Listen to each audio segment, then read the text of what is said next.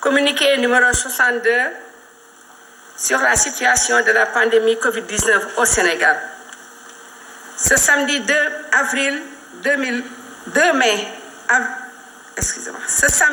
mai 2020, le ministère de la Santé et de l'Action sociale a reçu les résultats des examens virologiques ci-après. Sur 1190 tests réalisés, 91 sont revenus positifs, soit un taux de positivité de 7,64%. Les tests positifs sont répartis comme suit. 87 contacts suivis par nos services, 4 cas issus de la transmission communautaire répartis entre Grand Médine 1, Rufisque 1, Touba 1 et Mbacké 1. 12 patients hospitalisés ont été contrôlés négatifs et déclarés guéris. 4 cas graves sont pris en charge dans les services de réanimation de l'hôpital de Fann et de l'hôpital principal. À ce jour, 1115 cas ont été déclarés positifs, dont 368 guéris, 9 décédés,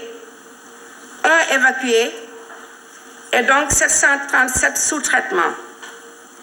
Le ministère de la Santé et de l'Action sociale exhorte les populations au respect strict des mesures de prévention collective et individuelle, les gestes barrières. En plus de cela, les équipes opérationnelles ont commencé la stratégie de recherche active des cas, ceci à travers les registres de consultation au niveau des postes de santé, des centres de santé, mais également des hôpitaux. En identifiant toute pathologie, c'est-à-dire toute maladie, répondant à la définition des cas, et ensuite dépister tous les cas, maintenant aussi bien les cas à haut risque que les cas à bas risque. En plus de cela également, comme l'a si bien énoncé M. le ministre de la Santé et de l'Action sociale, nous allons commencer ce qu'on appelle l'isolement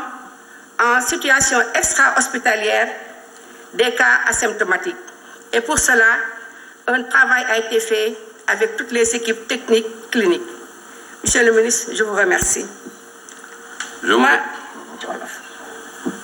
ma jottali leen lim bii ñu am ci mbas mi ñuy wax Covid-19 ci Sénégal tey bésu samedi ñu di ko wax gaaw ñaari fan ci mois de mai bu 2020 jot nañu résultat examen virologique yi ñu leen di bëgg a jottali ci junni ak téeméer ak juróom-ñett fukk test yi nga xamante ne réalisé nañ ko juróom-ñeent fukk yi ak benn dellu si nañu am doomu jàngoro ji ci yooyu mun nañu wax ne juróom-ñett fukk yi ak juróom-ñaar mooy li ñuy wax contact mooy yi nga xamante ne suñu bërëb liggéeykaay yi ñoo koy saytu ñeent ci ñoom mooy ñuy wax ñu ngi jóge ci transmission communautaire ñu ngi ci diggante Grand Médine am na benn Rufisque am na benn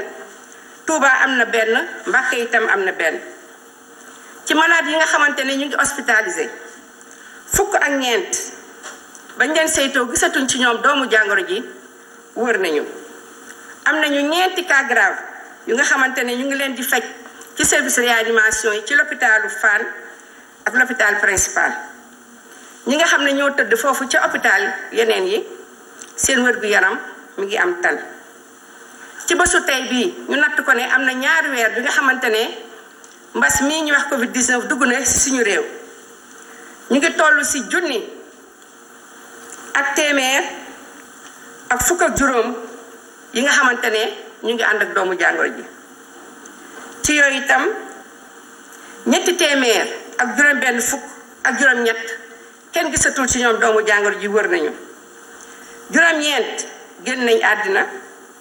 benn delloo nañ ko ci dëkk bi mu jóge woon léegi ci ñi ñuy faj ñu ngi toll ci juróom-ñaar téeméer ak fanweer ak juróom-ñaar ni ñu koy defee bés bu nekk ñu ngi ñaaxaat askan wi ñu gën a topp digteel yi nga xamante ne bu ñu ko defee mbas mi du duggati ci suñu réew te du wàllaate te dina fi génn